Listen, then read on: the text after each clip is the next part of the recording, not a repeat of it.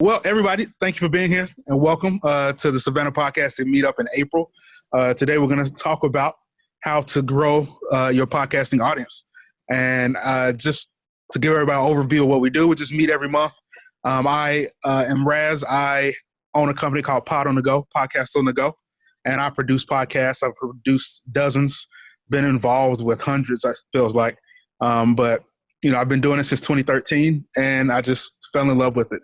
You know, I've been to a couple of podcast meetup conferences, and it's just my people. You know, once you find your tribe, you know, you got to stick with it. And Henrik, would you like to introduce yourself? Sure. I'm Henrik Razz. Thanks so much. I'm a podcaster as well. I have 7 different series of podcasts. I can explain how I do 7 at the same time. But I think to start with, you need one, right? A series, not just one episode. So I'm happy to talk about that. And then I'm also a consultant by trade, and I'm also a writer. Thanks. Awesome. And Tyler is also my business partner, and he helped me get this Savannah Podcast Meetup started. Tyler, you want to introduce yourself really quick? Sure. Yeah, my name's Tyler Redick. I'm a full-time videographer for this Visit Savannah, as well as a videographer with Razz, and a podcaster. Awesome. And while we're recording, does everybody else want to just give an idea of what their podcast is or what they want to do? Just a brief overview. So if anybody's watching the recording, they can check you out. Travinia, would you like to go first? Sure. So Travinia Barber, I live in Rincon, Georgia. I have a podcast called Diary of a Doer that supports a business that I own called Priority VA, which is a leadership and development and staffing company for entrepreneurs looking for administrative virtual support. So, Awesome. And Ms. Francis, would you like to tell everybody kind of what your podcast idea is about? Yes, no, maybe. I don't know. Hi, sorry, I was on mute. Hi, everyone. My name is Francis Gillison, and yes, I'm interested in starting a podcast, generally just to have just dialogue on day-to-day conversations you have with your girlfriends, but really focus on problem solving and just really I'm on here to learn more about the guys who are on here who have their podcast and just getting that audience started and just eager to learn more, really. Awesome. And Joe, I know you said you're just listening because you're interested in it, but what has you interested in podcasting? I'm trying to learn social media. I'm middle-aged and I don't want to turn out of date. Well, I definitely understand that because things move crazy fast. Like, I don't even know what TikTok is. I barely understand Snapchat, you know? So I understand how you feel, even though I'm not middle-aged, I don't think. Yeah. But thanks for joining us, everybody. So, Henrik, how do you want to do this? You have a bunch of topics you want to cover as far as creating better content. I have a bunch of topics I thought of as far as social media marketing and stuff like that, growing your podcast. You want to go first, and then I'll fill in after that? Sure, yeah. Just jump in as you go. Tell everybody what the audience, just so the viewing audience, including the YouTube audience, knows what the subject is for April. Yeah. So the subject for April 2020 is growing your podcasting audience and how to do that effectively and efficiently. Mm-hmm. Thank you. I'm happy to start. So I have several points around that. So I think it starts with great content, because before you have an audience, you have to put out content on a regular basis, regular cadence, whether it's daily, weekly, monthly, whatever that looks like. But it has to be episodic or a series. It can't just be one episode and I'm done. That's not a podcast. That's just an audio recording. Very few people will probably listen to. Mm-hmm. So I think it's creating more episodes, not necessarily longer episodes, because attention span is getting smaller, regardless of whether there's a pandemic outside or not. And expectations are only increasing while patience is decreasing, right? So the shorter the maximum value, the better is, I think, the equation that I use. So most of my podcasts are 5 to 15 minutes. So I will do a Zoom call for 15 minutes, record one, say hello, give the format for it, record with bulleted questions that they get in advance, saying, hey, I want to ask you this, this, and this. They think about it beforehand, even if I'd never met them or seen them or know them at all. And they either say yes, no to the interview, and they digest the questions typically in advance. They come up with some thought points around that and their perspective, and then they just give it. That's content, right? That's a recording. You can edit it. You can bounce it off of them if you want to. I do, because it's not just my reputation, it's theirs, right? And they're the ones that I'm interviewing, regardless of the content or regardless of the topic, right? And everyone has a different topic on this series and on this webinar. So, and likely everyone else will too. And there's not that many copycats, realistically speaking. So I think the matter is more episodes, not longer. The next is great quality content that you can't find anywhere else, right? So the idea is not to recycle someone else's content, right? It's like, oh, they asked a question. I'm going to ask the same question to the same person and hope that they're going to give me a different answer. That's called insanity. So realistically speaking, the idea is to find speakers that sometimes never been recorded ever before. That's okay, because everyone has a perspective on things, right? If they do and they're comfortable talking about it publicly, because it is a public thing, right? It's not a private thing, that they're willing to talk about publicly and announce their thoughts and beliefs and perspective on subject X or topic Y is this. Great, let's talk about it and have a dialogue, or just record like question, answer, which is the format that I use in the interview formats. Monologues, you can do monologues if you want. I found that they're less listened to. Typically, two people is better than one, because you have one person asking, or even a dialogue between me and Razz, for example, is probably more interesting than just me ranting on all day long, which you're not here for, right? And then next is to add to your first two. I would say that even if you do like a longer podcast, to keep the quality high and to keep the attention span going, is I would front load that with like a key takeaway from your episode. So you probably heard a lot of podcasts where they put in a highlight from the episode at the very beginning with a little bit of music underneath. That's just a way to catch people's attention and get them to listen to the entire episode. Yeah, just to hook them in. Exactly. Yeah. So that just to add to what Henrik said, even if you do like a really long podcast, like a Joe Rogan style podcast, it's 2 hours long or 3 hours long, you kind of want to like hook people, because nobody's going to listen to that long of an episode unless they know they're going to get something cool, some great information out of it. Mm-hmm. I agree. Yeah.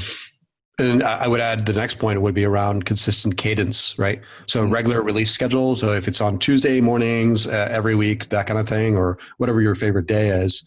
But you want to see when people are actually going to listen to it for your type of audience. So my audience is typically niche technical subjects for the most part.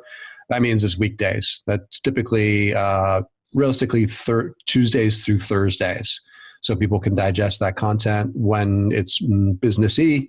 I mean, they can digest it at 24/7 if they wanted to. But that's how I find my audience. If it's more a personal subject, maybe it's on some other day, right? Saturday, Sunday, whatever.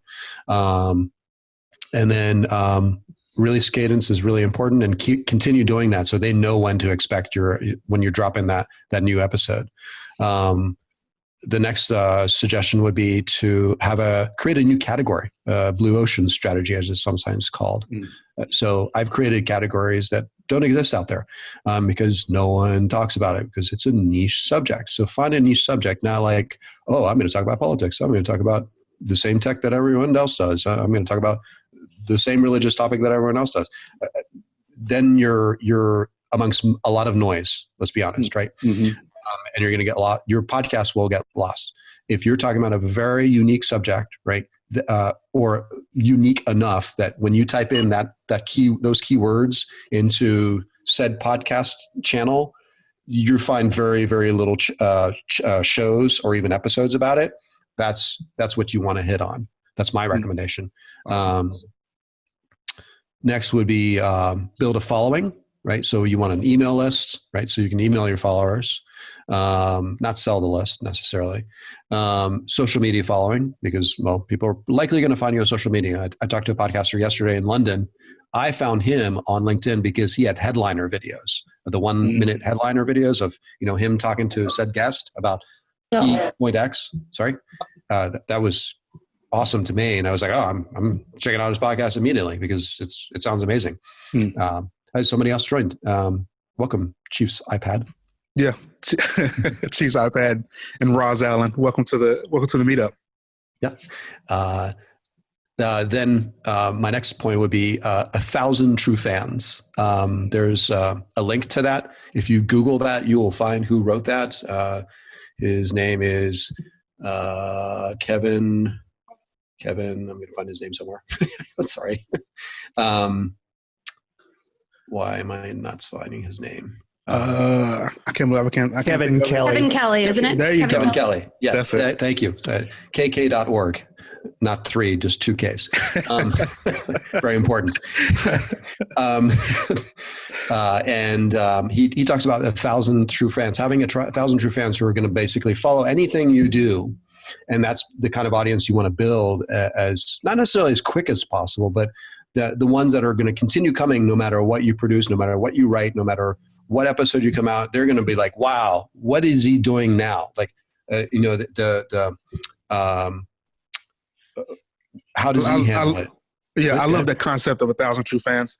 An example of that is a rapper who passed away recently. His name was Nipsey Hussle. He was all in the news, but he did like a very, I think, brilliant marketing thing, is that he created an album and he sold it for $1,000, just one album. But with that $1,000, he found who his 1,000 true fans were. But he offered them so much for it. I think they got like a backstage pass. They got, a cell phone number so they could call him. And they got like just all this other stuff just for paying that $1,000 for his album. He realized that they're going to support him no matter what. So just little stuff like that. Some people want to support you and see you succeed and just want to be associated with you. So maybe you can create something like that to make sure that you're singling out and targeting your fans, your biggest fans. Right. Yeah, that's key. My next point would be around to measure what works over time and what doesn't, right? Meaning measure your statistics, look at your statistics from your podcast. Who's listening to what episode, right? And if one episode is about this topic and the other one is about that topic, or with different, it's not just the speaker and it's not just their affiliation. People tie way too much to that, honestly. It's not just famous person X or well-known organization Y. It's the content of what you're saying, not what you're saying, what the questions that you're asking and the answers that they're giving, right? That's the biggest thing right there. And then measuring, like, okay, so if I have topic A, B, and C around, the theme of my podcast, which one's getting the most amount of traffic? Like I talked to yesterday a remote work podcast. A remote podcaster around remote work life. And he said the biggest topic right now is loneliness, right? Not remote work, not like, oh, what tools do you use? No. Loneliness, because everyone's facing it, right? It was like we're all stuck in our homes, voluntarily and involuntarily, for a long time, yeah. Right? And we're dealing with that. So that was his biggest, and so now he's going to create more content around that, potentially speaking, right? That makes sense, right? So figuring out what's not obvious, right? Because you have your own beliefs of what might be popular, and then it's what your audience is actually listening to, right? And how long are they listening to it? Are they downloading and listening, for hours? I mean, some of the metrics show that, right? And where are they listening from? Are they all in the United States, or are they somewhere else? Is it all in English? That kind of thing, right? And then my last point would be, don't stop posting. And if you do, your audience will leave you. They will divorce you. That's bad. Not just in the divorce world, but in podcasting world. So continue releasing episodes. And the way to do that is you record several at a time, and you release on a, say, weekly basis. So what I do is I will record, like, say, 4 in a day or 4 in a week, and then edit them maybe that same week or the next week, and then release them the next few weeks. So I have 4 is 1 month, right? And then just have that buffer all the time. So there's no like, oh, I have to do an episode tomorrow. I don't have any content. That's bad, right? Then you're stuck in like firefighting mode, which is not good in podcasting world. Fair? That's my points. What do you have, Razz? So after you create great content with all the tips that Henrik just gave you, you have to get people in front of it. You know, you have this great product, you have this great audio podcast that you're trying to share with somebody. Now you have to get it in front of people. So there's email marketing, right? You can just build an email list and send it out, but just other ways to think about it. Like just put a link to your podcast in your email signature. You know, that as soon as people, you know, whenever you email them, you know, they're going to scroll down to see your name and your title and all that stuff. Have your podcast, a link to your podcast right there. That's just something simple that a lot of people forget about. Even though we're sending hundreds of emails a week, if not more. Social media. There are, you know, 100 different platforms you can share on. My advice is to find one that you want to conquer. You know, just find one that you want to be an expert in. For Henrik, that's probably LinkedIn. For me, with the direction I'm going to take my shows from here forward, is going to be LinkedIn also.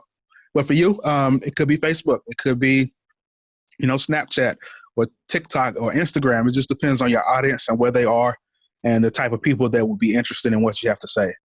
One of the biggest tips I can give you is to be a guest on related podcasts.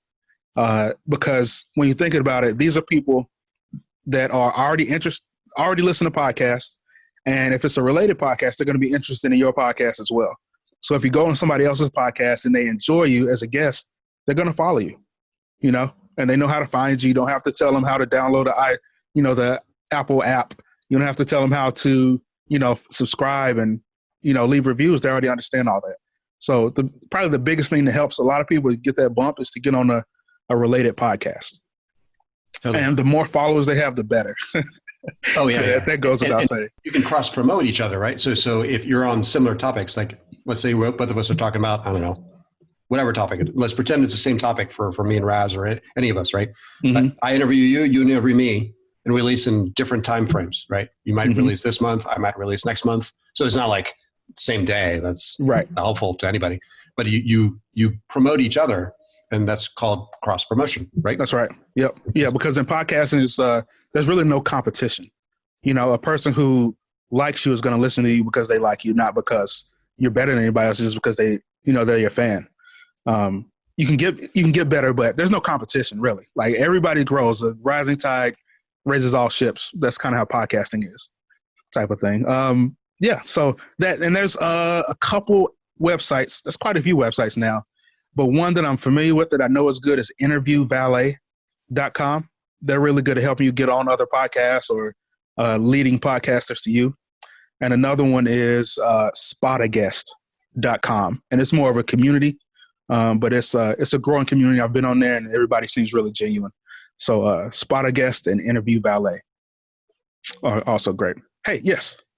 I have a little strategy that I've been using a lot when I'm a guest on other people's podcasts. Depending on the topic that I'm being interviewed about, I will go back into my archives and find an episode that is similar to the topic that they're talking about. And then I just sort of slip it in. And in episode 45 of my own podcast, I went 45 minutes on that topic. So if you want to hear more, right, that was a really cool way for me to get listeners of those similar kind of genres to listen to my show. So that's another kind of way you can strategize that. No, that's great. That's great. And like along with that, like you can also have like a little hit list, you know, just by your side of like topics you want to make sure you hit, you know, websites you want to send them to, or, you know, lead generators that you want to introduce them to, you know, just something to have. Giving them free downloads, right? Even when I'm asked to be a guest on a show, I will ask, can I give a free download? Yep. And then that's a way to get them back into your fold, right? So exactly. Fun. Brilliant. Yeah, I like that idea. Yeah, just to go back and make sure that you know the link in the exact episode to send them to. Yeah, versus like what I would do is be like, I talked about this before. Well, what I used to do anyway. Yeah. So another thing you can do is to start a related Facebook group or in-person group or meet up, just like we did. Me, Henrik, and Tyler, like we did with this group. You know, we met a lot of cool podcasters around the city just from doing this. So around Savannah, if you're watching this from outside of our area, we're in Savannah, Georgia. But yeah, so that's something cool you can do. Whether it's, you know, Facebook groups are big. If I don't like Facebook personally, but if I do use Facebook, it'll be like the groups, because then you have more control over what people see. You're able to communicate. You're able to kick people out who are trolls. You're able to talk to people and, you know, get used to them on a more personal level. You know, so Facebook groups are a great way to help build your audience. And a couple more is to, you know, just finding great interview guests to be on the show so that you can get access to their knowledge and their authority, right? Because once you have a great guest, so my show's on podcasting. If I could get Pat Flynn or Jordan Harbinger or, you know, all these other big name guys, Tim Ferriss, right? If I get them on my show, then I'm now an authority by association, you know? So that's just another great way to grow and build your authority within podcasting and within your industry. You know, I have a friend, Service Business Mastery, Tersh Blissett. He's out of, you know, Tersh? Yeah. Yeah, he's a good guy, good friend of mine. Yeah, but he interviews service industry experts all over, and now he's an authority on the topic within the podcasting world. And it's just from interviewing all these great people. So whenever he goes to a plumbing or a HVAC or a you know, whatever lawn care conference, you know, everybody knows him and everybody respects him and everybody wants to talk to him about the podcast and all the ways he helped them. So it's just really a way to build your authority within whatever industry. Speaking at events, you know, your podcast, a beautiful thing about podcasting is it helps with your public speaking ability, especially if you're speaking on a topic that you know about. So speaking at events will also help you get the word out, and more than that, you'll get to meet people in person. So you'll build that connection with people in person, and they'll want to share your podcast. You know, they'll say, I heard this great speech today on podcasting. You should check this person out. Right. So consider speaking at, you know, some events or putting on your own event and inviting speakers, or, you know, doing a Zoom conference just like this. Very simple to do. And, you know, it's worth it because now I know all of you. Now I know all of you guys, you know me. And I see, you know, Francis's little baby right there. So I know her. And last but not least is something a lot of people forget about is printed marketing material. You know, so have some flyers or have some you know, a business card or a free handout that you give people in person, you know, whenever they come to your business and say, hey, you can listen to this podcast episode. It goes through all of this checklist. So the same free lead generator that you have to get people to email you, you can have it printed out. And a great resource for that is canva.com. If you're not familiar with that, you should be. You can use that templates and create some amazing looking graphics and presentations and business cards and logos and all kinds of cool stuff. Just from canva.com, canva.com. And those are my tips, you know, as far as getting in front of people and getting the most listeners for your podcast. Does anybody else have anything else they want to add or share? You just gave me a really good idea, actually. Yes. Good. You were talking about sort of having, you know, the printed marketing material in person or whatever. And like, depending on your service or your business, you could actually use that as an onboarding sequence. Use your podcast as an onboarding sequence to keep people engaged with you in the fold, right? If you go listen to episode 4 of my podcast, it's going to walk you through exactly the XYZ steps you need to engage with my service. That is a good idea. Good. I'm glad I helped. Cool. Awesome. Yeah. And for people out there onboarding, it's like, if you're not familiar with that term, then it's basically just like how you get people into your system, right? So with, you know, Apple, you buy an iPhone and then you buy their apps and now you're in their system. You know, now you can't go to, you know, switch to a Samsung phone easily because now you're in all the Apple system apps. You're in that community.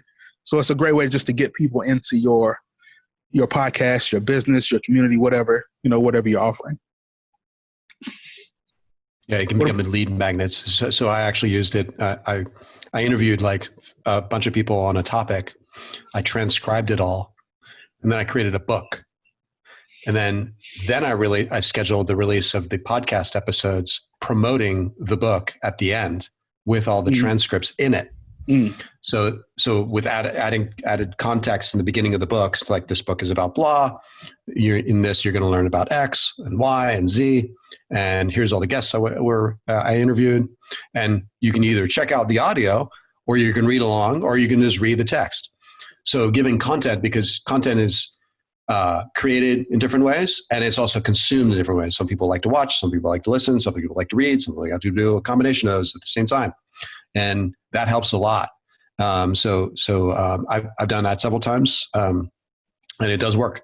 And it helps because it gives you more authority to have a book, as a speaker and as a podcaster, and just because it's almost like a calling card. It's almost like a business card, because people may not necessarily read it, but they're like, oh, he's an authority figure on blah because he wrote a book about it, right? Even if I interviewed 50 people about it and released a year's worth of episodes, 52 equals 52 weeks equals a year of podcasts, right? Wink, nod. It works that way. Awesome. Yeah. Tyler, you have anything to add?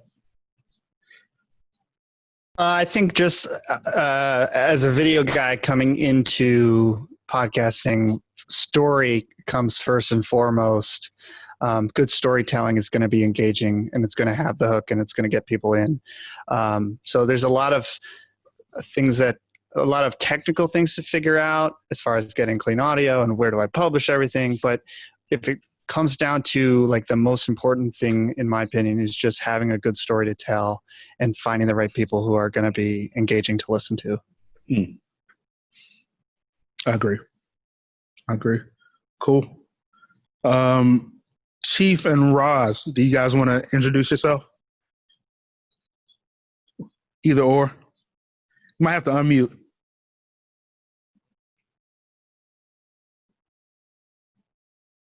Maybe not. Any questions from anybody? Joe, Francis? No questions, but I would like to thank you all. I think I have a lot of notes here. And, oh, good. Razz is actually one of the women that I was telling you about. We're trying to do this podcast together. I want to say Chief is the other person, but I'm not sure. I was hoping they would introduce themselves, but it's okay. But thank you. No, it's all good. No, thank you for being here. Thank you for joining us. Yeah. Any other points, Travinia, that you can think of? How long have you done your podcast? Harbinger. I started January of 2019, so just a little bit over a year. Nice. I was just talking with my team the other day saying, like, I am so proud of the consistency. We have built a really robust system for our podcast because I teach systems. It's what I do, right? So it's been able to just keep us really consistent. I still released episodes every single week last year, and I took almost 9 weeks off. But episodes still weren't coming because I batched my content, right? Like, so we created a plan. And so when Henrik was talking about being consistent and creating a good content plan, like we broke it down into different topics we wanted to talk about, and we cycle them like every 5 weeks. It's a different sort of style of topic, and then hopefully interviews will intersect with that. And it allowed me to just go and batch. I'll record 4 or 5 episodes a day, and because I've got a great podcast editor, which I believe everyone needs a great podcast editor, because me too. All I have to do is hit record, and I put the Dropbox link in an Airtable, and I don't have to touch the rest of it. Yep. That is the only way I'm able to be consistent. But batching content has helped us tremendously. But when you were talking about Henrik, I had a question, because you were talking about something about the episodes and how interviews tend to do better. For my show, my solo episodes do better than my interviews. Awesome. And I've had pseudo-popular people on my show, and I'm like, that's crazy. And are these step-by-step instructions though? Sometimes they are. Sometimes they are. Yeah. But what it led me to believe is that 1,000 raving fans piece. So they're not necessarily listening so that they can hear Amy Porterfield on my podcast. Like, that doesn't matter. So it was just an interesting thing. So don't get so caught up and you have to have the coolest guests on. It's like, you have to reach your audience with the message that they really want to hear from you. And so I think people can get intimidated about creating a podcast because they're like, I don't know who I'm going to have on my show. And so don't let that stop you, I think, from putting the message that you're supposed to put out there. And then the final thing I would do is when you are speaking at events, to always have a related podcast that you can push people to that is in relation to whatever you're talking about at events. And virtual events work too. Yep. I think we can think, oh, I'm not speaking at Podcast Movement, so it doesn't count. I'm speaking at We Are Podcast next month, and it Awesome. was going to be in Australia, and it switched to now it's a virtual thing, right? And like, it still counts. So don't think that because you're not on a big fancy stage that your speaking doesn't matter. Right. Yeah. I agree. That's awesome. I think almost everything is going to be remote for a while. Oh, wow. Yeah. And we're going to be working remotely for a while, if not for even longer, in my opinion. So I don't think that we should be worried about big events, to your point. I mean, this can be a big event, and it's just a number of the people who are going to watch, not just now during the recording, but the YouTube too, which will likely have a longer tail, if you understand the concept of the people who will watch now, right? Like, because this is live right now. And then the recording afterwards for a year from now, you'll probably have a lot more than the audience that's here right now, right? Mm-hmm. Which is the goal. And, I get think that message out, please. For Joe and for, Francis and Roz, who are like looking at beginning a podcast, like, all you got to do is help one person. It's one connection that you've got to make, right? That could open the door to have 100 more listeners to your show. And so just write the show for the one person that you really want to have listen. And then I think that's where the magic happens. Sometimes I think when I was looking at starting a podcast, I was scared because I'm like, who is going to listen to me? Mm-hmm. And creating that sort of avatar of like who I really wanted to listen to my show. That really helped me dial in what I was going to talk about. Awesome. Right. And it can be a dialogue between the two of you, right? If let's say Francis and Roz wants to do there's a dialogue between the two of them. That works very well. There's some very well-known channels that do that have millions of hits. Whether it's a video, between the two of you ends, and then, like Zoom, it's a great tool because it records video. Like, so you can have a dialogue like this. You can put that on YouTube. You can have a dialogue that becomes a podcast. So now you have two social media channels built in, right? And with very little editing, right? You put an intro, you put an outro, maybe a mid-roll, you're done. And then to your point again, to Travinia, I have an editor. I have 7 podcasts. You think I edit all of them myself? I don't edit anything myself. I send everything else in a different time zone, so it gets done while I'm sleeping. And I send like 4 episodes at a time. I pay him for his time of editing, and it gets done while I'm asleep. And then in the morning I review it and I send it for approvals and have it transcribed in an AI transcriber. Yeah. Chief's iPad asked, how do you find a podcast editor? And personally, I do edit podcasts with Pod on the Go. So you can reach out to me, podonthego.com, and I can help out. But also, I know that I use a VA to help me with editing as well. So finding a VA for yourself might be even a better option. Henrik, I know you use a VA. Did you find them through Upwork? Upwork.com? Yeah, Upwork.com. You just type in audio editor and you find one that has obviously 90+% success doing it many, many times, and you usually have good results. It's just really how much dialogue do you want to have with the individual, right? Because if you want Razz to do it and do that work for you, great, by all means. And then you can have that dialogue, that personal relationship, and all that help, right? Because Razz has done it many, many times. I've never actually spoken to my audio editor ever in audio form. Okay. Not once. And I don't need to. Because I send them the edits. It's like, here's the intro file, here's the outro file, here's the raw file, here's what I need you to cut out, here's what I need you to add in. Send when you're done. Timeline X. Right. And Travinia, how did you find your podcast editor? It is the one redeeming quality that I have, is that I know a lot of people. And so I happen to have met them at an event that I was speaking at, and they offered to come to my house and set up all of my equipment and sit with me while I did my first 5 episodes. Awesome. And I said, if you do that, I'll do a podcast. And he said, yep, I'll be there. We picked some dates and he made it happen. That's awesome. That's awesome. Cool. All right. Well, I guess that's it. Just to wrap things up, unless anybody else has any more questions, I would love to talk to you guys if you're interested in starting a podcast, or if you have any more questions on podcasting, or more than anything, I would love to know what other topics people want us to talk about.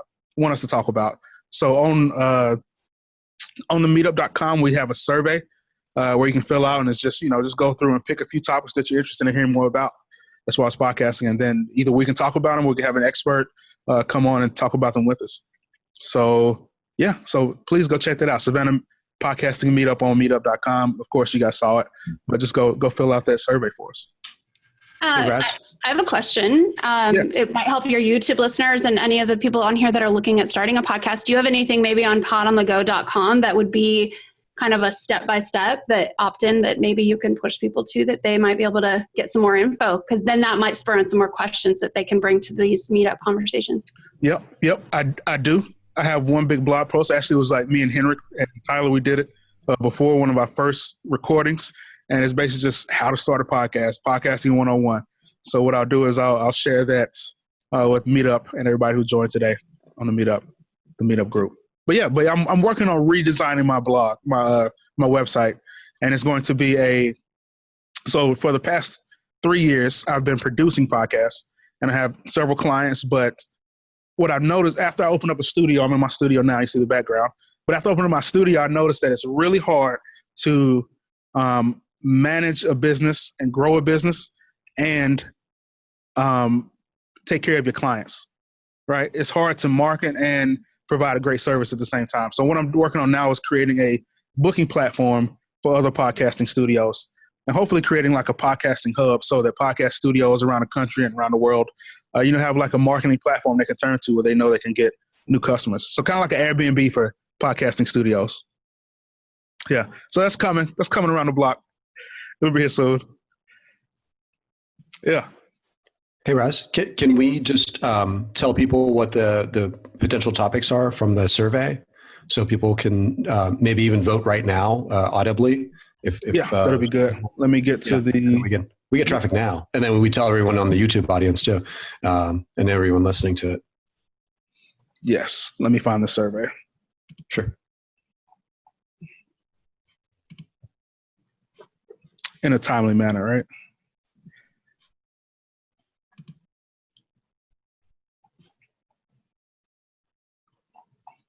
Maybe I emailed it. Cool. So cool. Where's everybody from? I'm in Rincon. Born and raised? I'm in Bluffton. No, I moved here from Colorado, from Denver 3 years ago. Wow. Okay. And Bluffton? Yep. Savannah, Georgia native. Oh, native. Okay. Mm-hmm. I'm an upstate New Yorker. I've been in Savannah for 2 years. And I am from Statesville, North Carolina, originally. But it's just right, a little north of Charlotte. I cannot find this silly survey. I found it in an email. You want me to read them off? Yeah. Yes, please go for it. Sure. Sorry. So we got the ones that we haven't done yet. We have networking. We have equipment and gear. We have editing and production. But we just did growing your audience, and we just did monetization earlier. We have getting guests, and we have automation. Any of those interest people more than others? Automation, getting guests, editing, production, networking, equipment, gear. That's all of them. And any of them are preferred by others on this episode right now? always interested to see what other people are doing for their automation, simply because I think what we've done is pretty cool, but I'm like, what if we're missing a whole bunch of stuff? And I don't know. So I'd love to hear that. Yeah. Okay. So automation. Yep. Like systemizing your podcast series workflow. Yep. Please. Would you want to speak and let other people know what you're doing? Oh, I will do whatever y'all want me to. I just want to help people. Yeah, let's do it after May, because that's what I'm speaking about at We Are Podcast. So I'll already have the talk done, and then I can come on and do it for you guys. Perfect. So June. Perfect. That'd be cool. That'd be cool. Awesome. Well, there's our June episode. Yep. Cool. All right. Well, if you don't have anything right now, just keep joining us, and we enjoy doing this, so we'll be here. We're trying to keep it consistent. Henrik always stays on top of it, so we're not going to miss anything. Well, thank you, everybody, for joining, and hopefully we'll see you next month. Thanks for having us. Bye. Thank you. Thank you. Thanks. Thank you.